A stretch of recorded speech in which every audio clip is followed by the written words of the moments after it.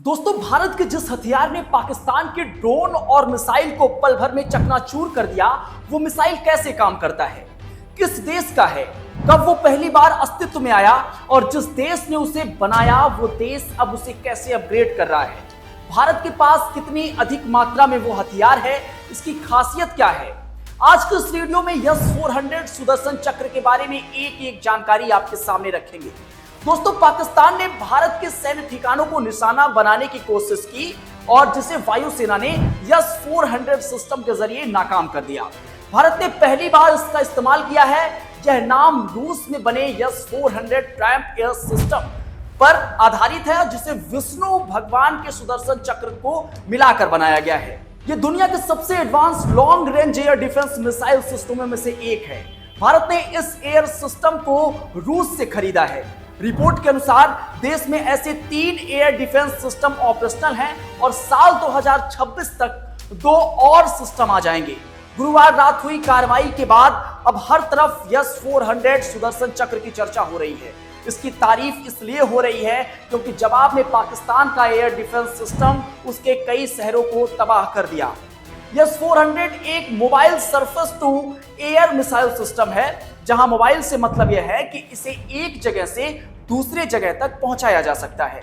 इस सिस्टम को साल 1990 के दशक में रूस में डेवलप किया गया। तब इसे S-300 सिस्टम के अपग्रेड के तौर पर बनाया गया था। साल 2007 में इसे सेवा देने के लिए अप्रूव किया गया। रूस अब इसे अपने एडवांस S-500 सिस्टम के तौर पर इस सिस्टम पर काम कर रहा है। भारत पाकिस्तान के बीच इस समय तनाव चरम पर है। S-400 ट्रायम्फ रूस की अल्माज एंटे कंपनी ने बनाया है। ये एक आधुनिक मिसाइल सिस्टम है। ये हवा में मौजूद खतरों को पहचान सकता है, जैसे कि हवाई जहाज, ड्रोन, क्रूज मिसाइल और बैलिस्टिक मिसाइल। यह सिस्टम 400 किलोमीटर तक की दूरी तक मार सकता है। यह मिसाइल की क्षमता पर निर्भर करता है। इसका रडार 600 किलोमीटर तक की लक्ष्य को भेदने की है। यह बहुत तेज गति से लक्ष्यों को भेज सकता है। S-400 सिस्टम की सबसे बड़ी खासियत इसकी बहुस्तरीय रक्षा प्रणाली है, जो एक साथ कई प्रकार के हवाई खतरों जैसे fighter jet, drone, cruise missile और यहां तक कि बैलिस्टिक मिसाइल को भी 400 किलोमीटर की दूरी से नष्ट कर सकता है। यह सिस्टम एक समय में 80 टारगेट को ट्रैक और 36 को एक साथ निशाना बना सकता है। भारत ने 2018 में रूस के साथ $5.43 बिलियन का सौदा किया था।